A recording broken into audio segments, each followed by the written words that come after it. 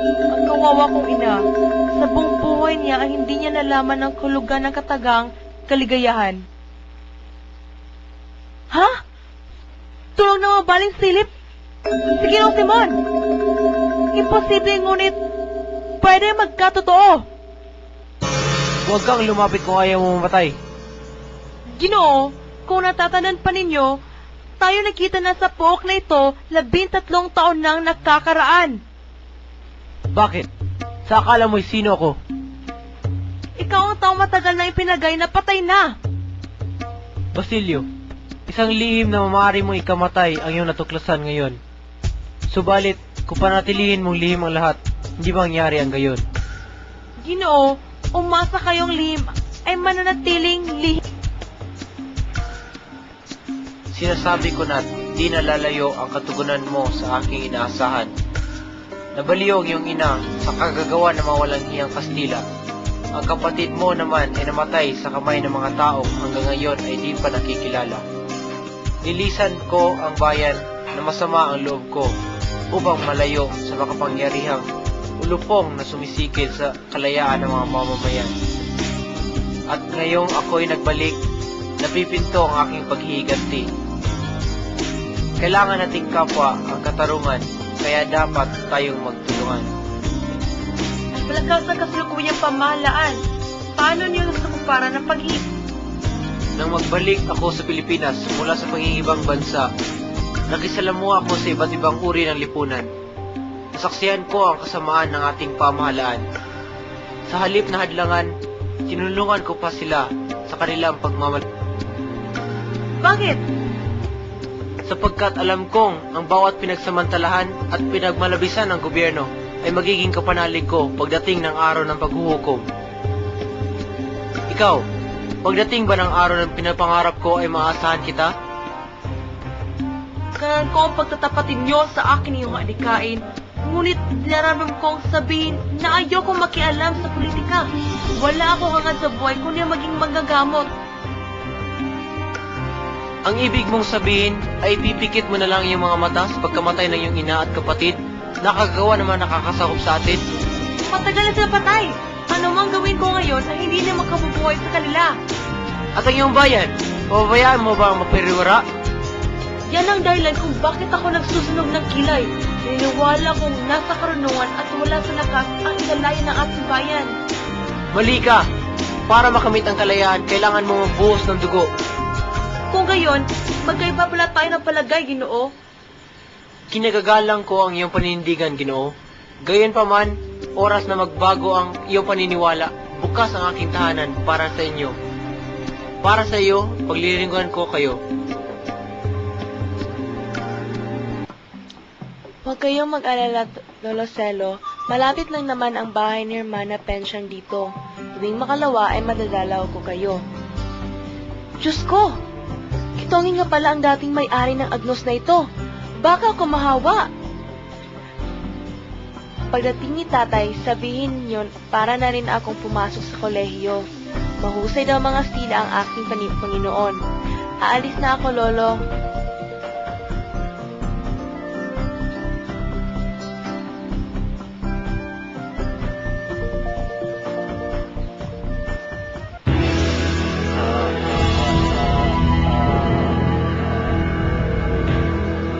Bakit ho, Tandang Selo? Anong nangyari sa inyo?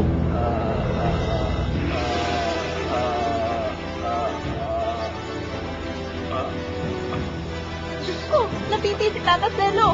Si Tata Selo napipi! Bukas ang aking tahanan anumang oras para sa inyo, Ginoong Simon. Maraming salamat, Kabesang Tales.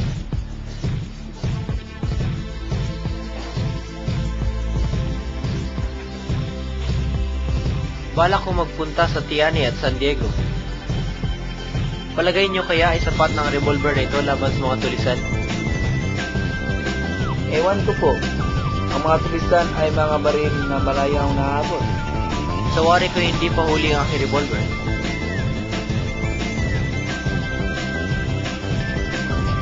Pagmasdan niyong mabuti ang nakasabit na banga, Kabesang Tales.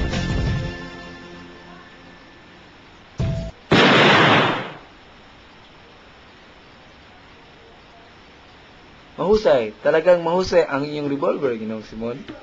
Sa ibang bayan pagaling ang sandatang yan, Kabesang Tales. Tandaan niyo, kung may magugustuhan kayong alahas, huwag kayong pahalata at makatasan ng halaga.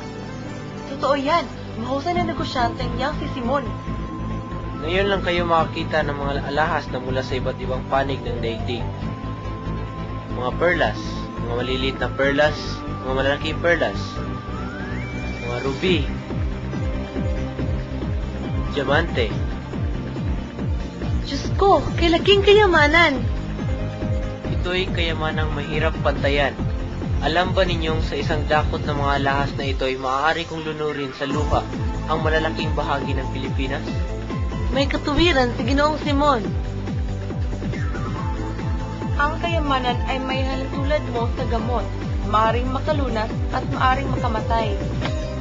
Ako ay nagbibili at namimili rin ng alahas.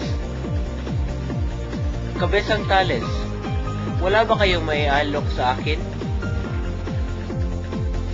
Wala, Ginoong Simon. Ang lahat ng alahas ng anak kong si Huli ay ipagbili na namin.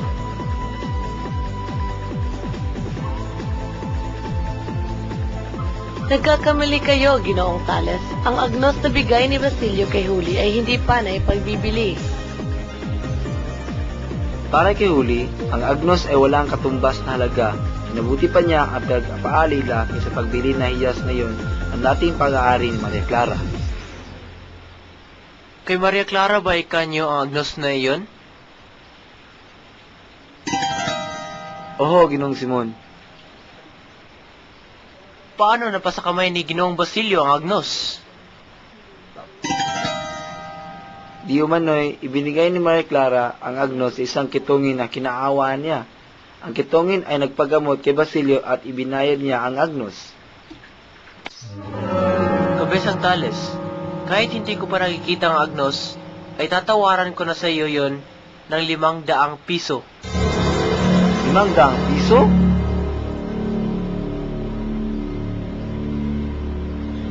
Ginoong Simon, hayaan niyong isaguni ko muna sa aking anak ang bagay na ito.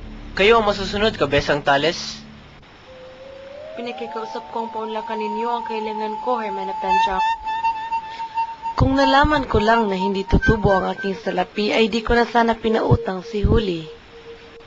Hindi pa ba siya sapat na siya ay nagpaalila sa inyo? Oo nga, pero sa sandaling panahon lamang. Huwag na po sana kayong tumutol, Hermana Penchang, sapagkat nakahanda akong bayaran ang halagang inutang sa inyo, Huli. Malaya ka na, Huli. Wala ka na dapat pa Panginoonin. Basilio, hindi ko malaman kung paano kita pasasalamatin. Sapat na pasasalamat na makita kitang nasisiyahan. Para sa kalagayan mo, wala kong hindi maaring gawin. Isang bagay na lamang ang problema ko. Hindi ko malaman kung saan kami titira ng lolo. Oh, bakit ka naman hindi? Sandali na lamang at malaman mo na ang dahilan. Yan ang magiging tahanan ninyo, Huli. Isang kubo lamang, ngunit hubad sa saluran ninyo. Basilio, di yata at... Aba! Ang talo-talo, noon na! Lolo! Salamat tayo at may kaluluwang nahabag sa atin.